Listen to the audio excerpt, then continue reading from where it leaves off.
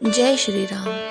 कल हमने सुना श्री राम विष्णु जी के अवतार हैं और विष्णु जी के अवतारों की कहानी सुनी।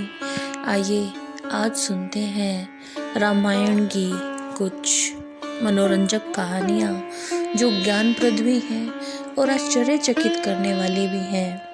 इसमें सबसे पहले आता है एक प्रसंग कि लक्ष्मण जिन्होंने 14 साल श्री राम और सीता की जागकर सेवा की, क्या उन्हें नींद नहीं आती थी? तो इसके जवाब में कई धर्म ग्रंथों में लिखा है कि लक्ष्मण वनवास काल में राम और सीता की रक्षा करना चाहते थे और इसलिए चाहते थे कि उन्हें नींद ना आए। तो सोने से बचने के लिए लक्ष्मण ने नींद की देवी निंद्रा से संपर्क किया और 14 साल तक नींद न आने की प्रार्थना की।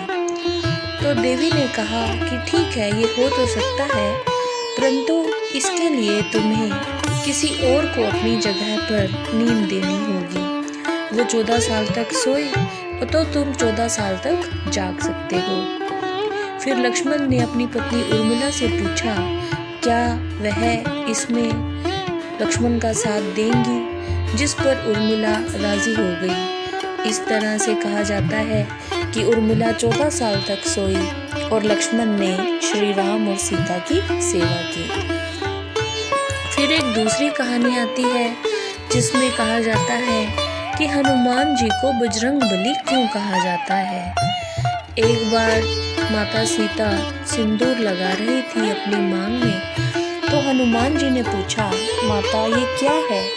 तो सीता माता ने कहा कि मैं ये अपने माथे पर सिंदूर लगा रही हूँ। फिर हनुमान जी ने पूछा, इससे क्या होता है? तो सीता माता ने उत्तर दिया कि इससे भगवान राम प्रसन्न होते हैं और मैं इसे भगवान राम के लंबे जीवन के लिए लगा रही हूँ। इस पर हनुमान जी ने अपने पूरे शरीर पर सिंदूर लगा लिया। जब हनुमान जी पूरे शरीर पर सिंदूर लगाकर श्री राम के पास गए तो श्री राम आश्चर्यचकित रह गए और इतनी जोर से हंसे और फिर हनुमान जी को बुलाया और कहा कि मैं चकित हूँ कि तुमने इतना प्रेम किया है मुझसे, तो आज से आपको सभी बजरंग बली के नाम से जानेंगे।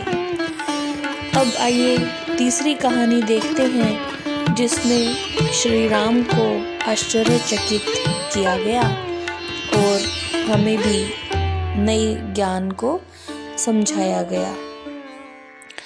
एक बार श्री राम युद्ध में गए और वहां पर हनुमान जी ने श्री राम की सहायता की। जब श्री राम प्रसन्न हुए तो उन्होंने हनुमान जी से पूछा कि आप उपहार में क्या लेना चाहते हैं। हनुमान जी ने मना कर दिया।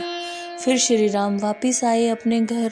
वहाँ पर माता सीता भी थी। चारों भाई, सीता माता और सभी लोग बैठे थे, सभी माताएं। तो हनुमान जी को सीता माता ने प्रसन्न होकर अपना मोतियों का हार दे दिया। हनुमान जी ने वो मोतियों का हार ले लिया और एक एक मोती को ध्यान से देखने लगी।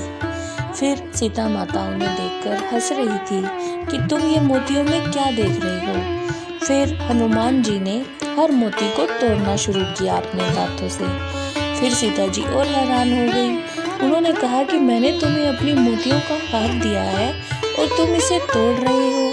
तो हनुमान जी ने कहा कि मैं हर मोती में राम की तलाश कर रहा हूँ पर उन्हें ढूंढ नहीं पा रहा हूँ। सभी दरबारी भी हंसने लगे, परंतु एक ने हनुमान जी से पूछा कि तुम मोतियों में तो राम की तलाश कर रहे हो और तुम उन मोतियों को तोड़ रहे हो क्योंकि तुम्हें राम नहीं मिले, तो क्या तुम्हारे शरीर में राम की प्रतिमा दिखा सकते हो?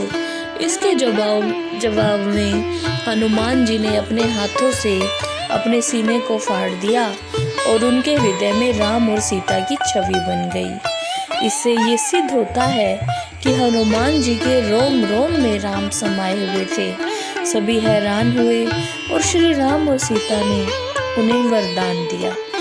अब बहुत सारी जगह एक गिलहरी की कहानी आती है जिसमें कहा जाता है कि जब रावण माता सीता का हरण करके लंका ले गया था तो उस समुद्र को पार करने के लिए भगवान राम को पुल बनाना पड़ा। राम ने अपनी पूरी सेना के समर्पण और जुनून की तारीफ की और उसमें एक गिलहरी भी अथक परिश्रम कर रही थी। जब गिलहरी ने अपने मुंह में छोटे छोटे पत्थर उठाए और उन्हें जाकर समुद्र में पत्थर के पास रख दिया। गिलहरी के उत्साह को देखकर बंदर ने मजाक उड़ाना शुरू किया गिलहरी का और कहा कि तुम दूर रहो यहाँ से, क्योंकि तुम कुछ भी नहीं कर पा रही हो। बंदर को हंसते देखकर सभी नन्ही गिलहरी का मजाक उड़ाने लगे। अब परेशान गिलहरी राम के पास दौड़ती हुई आई और पूरी घटना की शिकायत की। राम ने सभी को इकट्ठा किया और दिखाया कि कैसे छोटी गिलहरी द्वारा फेंका गया पत्थर दो पत्थरों को आपस में जोड़ रहा है। उन्होंने ये भी देखा कि छोटे छोटे पत्थर दो पत्थरों के बीच के खाली स्थान को भर रहे हैं। अब श्री राम ने कहा, कोई भी योगदान छोटा या बड़ा नहीं होता, मंशा मायने रखती है कि आपकी नीयत कैसी है और आपकी भक्ति क्या है। गिलहरी की मेहनत की सराहना करते हुए श्री राम ने प्यार से गिलहरी की पीठ को थपथपाया और उसकी पीठ को उंगलियों से सहलाया, जिससे गिलहरी की पीठ पर श्री राम की उंगलियों की 3 धारियां बन गई। ऐसा माना जाता है कि इस घटना से पहले गिलहरी के शरीर पर कोई धारियां नहीं थी। तो आज भी जब गिलहरी देखी जाती है तो उसके शरीर पर ये 3 उंगलियों के निशान देखे जाते हैं और ऐसा माना जाता है कि जो गिलहरी है वो श्री राम के हाथों से जो निशान बना था वही निशान आज तक आ रहा है। इस तरह से श्री राम और श्री राम की कृपा की कहानियाँ हम अनथक विधि से सुनते आ रहे हैं। जय श्री राम।